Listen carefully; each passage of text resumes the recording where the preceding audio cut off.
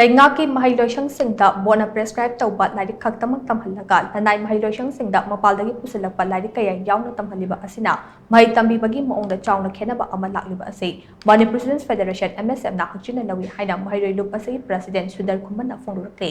ꯉꯁꯤ ꯀ꯭ꯋꯥꯀꯩꯊꯦꯜꯗ ꯂꯩꯕ ꯃꯍꯩꯔꯣꯏ ꯂꯨꯞ ꯑꯁꯤꯒꯤ ꯃꯌꯥꯏꯂꯣꯏꯁꯪꯗ ꯄꯥꯡꯊꯣꯛꯄ ꯄꯥꯎꯒꯤ ꯃꯤꯐꯝ ꯑꯃꯗ ꯋꯥꯐꯝ ꯑꯁꯤ ꯐꯣꯡꯗꯣꯛꯂꯗꯨꯅ ꯃꯍꯥꯛꯅ ꯃꯈꯥ ꯇꯥꯅ ꯍꯥꯏ ꯃꯄꯥꯟꯗꯒꯤ ꯄꯨꯁꯤꯜꯂꯛꯄ ꯂꯥꯏꯔꯤꯛꯁꯤꯡꯗ ꯍꯦꯟꯅ ꯄꯨꯛꯅꯤꯡ ꯆꯪꯅꯔꯛꯄꯅ ꯂꯝꯗꯝ ꯑꯁꯤ ꯅꯣꯡꯃ ꯅꯣꯡꯃꯒꯤ ꯂꯩꯈꯥ ꯇꯥꯔꯛꯂꯤ꯫ ꯂꯩꯉꯥꯛ ꯑꯃꯁꯨꯡ ꯂꯅꯥꯏ ꯃꯍꯩꯂꯣꯏꯁꯪꯁꯤꯡꯒꯤ ꯑꯃꯠꯇ ꯑꯣꯏꯕ ꯀꯃꯟ ꯁꯤꯂꯦꯕꯁ ꯑꯃ ꯁꯦꯝꯅꯕꯒꯤ ꯄꯥꯟꯗꯝꯗ MSFꯅ ꯊꯥ ꯑꯁꯤꯒꯤ ꯃꯔꯤꯗ ꯃꯅꯤꯄꯨꯔ ꯌꯨꯅꯤꯚꯔꯁꯤꯇꯤ ꯌꯥꯎꯅ ꯇꯣꯉꯥꯟ ꯇꯣꯉꯥꯟꯕ ꯁ꯭ꯀꯨꯜꯒꯤ ꯑꯣꯖꯥ ꯑꯃꯗꯤ ꯃꯍꯩꯔꯣꯏ ꯀꯌꯥꯅ ꯁꯔꯨꯛ ꯌꯥꯔꯒ ꯈꯟꯅ ꯅꯩꯅꯕꯒꯤ ꯊꯧꯔꯝ ꯑꯃ ꯏꯝꯐꯥꯜ ꯀꯣꯂꯦꯖꯇ ꯄꯥꯡꯊꯣꯛꯈ꯭ꯔꯦ꯫ ꯑꯃꯔꯣꯝꯗ ꯕꯣꯔꯗꯅ ꯄ꯭ꯔꯦꯁꯀ꯭ꯔꯥꯏꯕ ꯇꯧꯔꯤꯕ ꯂꯥꯏꯔꯤꯛꯁꯤꯡ ꯑꯁꯤ ꯅꯠꯇꯕ ꯃꯄꯥꯟꯗꯒꯤ ꯄꯨꯁꯤꯜꯂꯛꯄ ꯂꯥꯏꯔꯤꯛꯁꯤꯡ ꯇꯝꯍꯜꯂꯝꯕ ꯁ꯭ꯀꯨꯜꯁꯤꯡꯗꯒꯤ ꯂꯥꯏꯔꯤꯛ ꯐꯥꯒꯠꯄꯒꯤ ꯗ꯭ꯔꯥꯏꯕꯁꯨ ꯆꯠꯊꯈꯤꯕ ꯂꯩꯈ꯭ꯔꯦ꯫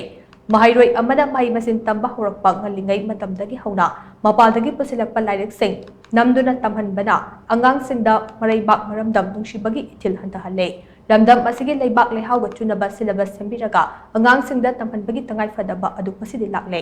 ꯅꯦꯁꯅꯦꯜ ꯀꯔꯤꯀꯨꯂꯝ ꯐ꯭ꯔꯦꯝꯋꯥꯔꯛ (NCFꯀꯤ) ꯃꯇꯨꯡ ꯏꯟꯅ ꯁꯤꯂꯦꯕꯁꯀꯤ ꯆꯥꯗ 30ꯗꯤ ꯔꯤꯖꯅꯦꯜ ꯀꯟꯇꯦꯟꯠ ꯑꯣꯏꯒꯗꯕꯅꯤ ꯍꯥꯏꯕ ꯀꯥꯡꯂꯣꯟ ꯂꯩꯔꯕꯁꯨ ꯃꯄꯥꯟꯒꯤ ꯂꯥꯏꯔꯤꯛꯁꯤꯡꯅ ꯅꯝꯅ ꯇꯝꯍꯜꯂꯤꯕ ꯑꯁꯤ ꯂꯥꯏꯕꯛ ꯊꯤꯕꯅꯤ꯫ ꯒꯚꯔꯟꯃꯦꯟꯠ ꯑꯃꯁꯨꯡ ꯄ꯭ꯔꯥꯏꯚꯦꯠ ꯁ꯭ꯀꯨꯜꯁꯤꯡꯗ ꯀꯃꯟ ꯁꯤꯂꯦꯕꯁ ꯑꯃ ꯂꯩꯍꯟꯅꯕ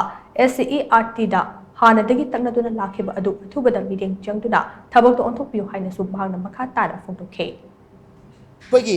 ꯑꯉꯥꯡ ꯑꯃꯅ ꯂꯥꯏꯔꯤꯛ ꯇꯝꯕ ꯍꯦꯛ ꯍꯧꯔꯛꯄꯗꯒꯤ ꯍꯧꯅ ꯑꯩꯈꯣꯏꯒꯤ ꯃꯄꯥꯟ ꯂꯝꯒꯤ ꯂꯥꯏꯔꯤꯛꯁꯤꯡ ꯅꯝꯗꯨꯅ ꯇꯝꯍꯟꯕꯁꯤꯅ ꯑꯩꯈꯣꯏꯒꯤ ꯃꯔꯩꯕꯥꯛ ꯃꯔꯝꯗꯝꯒꯤ ꯅꯨꯡꯁꯤꯕꯒꯤ ꯆꯥꯡ ꯍꯟꯊꯍꯜꯂꯛꯄ ꯅꯥꯊꯩꯍꯜꯂꯛꯄ ꯍꯥꯏꯕꯁꯤ ꯑꯩꯈꯣꯏ ꯇꯁꯦꯡꯅ MSFꯅ ꯅꯨꯡꯉꯥꯏꯖꯗꯦ꯫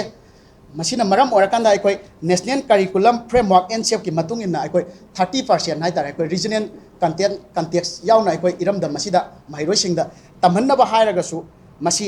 SCERT-ꯅ ꯃꯇꯝꯒ ꯆꯨꯅꯕ ꯃꯑꯣꯡꯗ ꯁꯤꯂꯦꯕꯁ ꯁꯦꯝꯕꯤꯔꯛꯇꯕꯅ ꯃꯔꯝ ꯑꯣꯏꯔꯒ ꯍꯥꯏꯔꯤꯕ सिगुम्बा लाइरिक असी अखोई का हेन्ना अतोपा मपान की लाइरिक सिंग असी तमकपनेना MSF नसु लौजे अदुना मरी लेनबा सिलेबस सेमनबा लैरिबा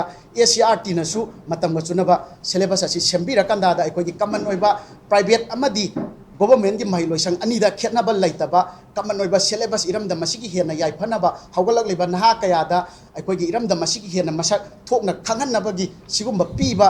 लाइरिक सिंग यावना सिलेबस सेमबिरकंदा दा अखोई तमनबा असी यामना मथौ तारे हाबा वाफमसु MSF की माइकैदगी थमजगे।